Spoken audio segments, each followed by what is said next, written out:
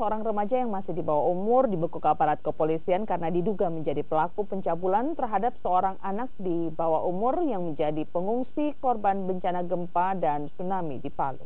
Korban dicabuli di salah satu rumah kosong tak jauh dari kediaman keluarganya. Pelaku pencabulan yang masih di bawah umur ini berinisial MI digiring ke Unit Perlindungan Perempuan dan Anak Mapolrestabes Makassar. Sebelumnya pelaku sempat disandra kerabat korban dan warga usai ketahuan melakukan pencabulan terhadap korban yang berinisial HS yang masih duduk di bangku sekolah dasar.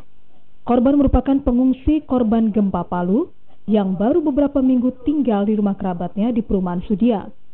Kejadian bermula ketika pelaku MI hendak ke rumah rekannya, namun di perjalanan pelaku bertemu dengan korban yang saat itu sedang bersama rekannya. Pelaku kemudian meminta teman korban untuk pulang, sementara korban dijanjikan untuk diantar ke rumah teman lainnya yang berada dalam satu kompleks. Di tengah perjalanan, korban malah digiring ke rumah kosong dan di tempat inilah pelaku melancarkan aksinya dengan memaksa korban untuk menuruti keinginannya. Korban saat ini dalam koordinasi Pusat Pelayanan Terpadu Pemberdayaan Perempuan dan Anak serta Dinas Sosial. Setelah kejadian pencabulan itu, pelaku mengantar korban untuk pulang ke rumahnya.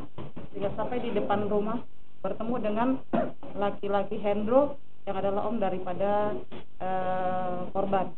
Kemudian korban berlari memeluk laki-laki H ini, kemudian menangis dan menceritakan kejadian yang sudah terjadi.